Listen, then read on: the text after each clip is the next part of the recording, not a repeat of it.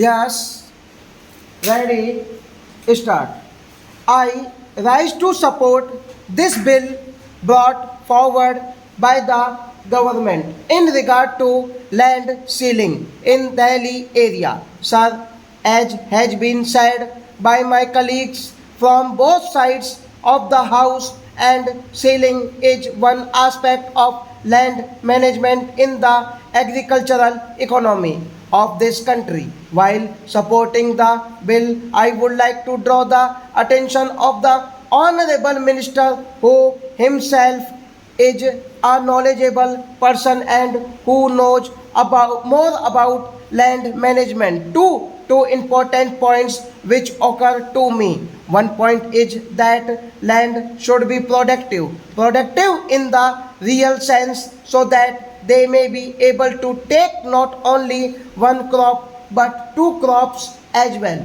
They will be in a position then to generate more surplus for the consumers. In this connection, the latest reports of the National Sample Survey, the RBI, and Agricultural Census published by his ministry are very bright. I do not want to go into the details because so many honorable members have said about this, and the honorable minister is also aware of this. By and large, what comes out is that a very large number of people are holding small acreages, and therefore it has to be seen whether these large number of people will be able to manage this, and what efforts will have to be put in by the government and the banking system in that regard.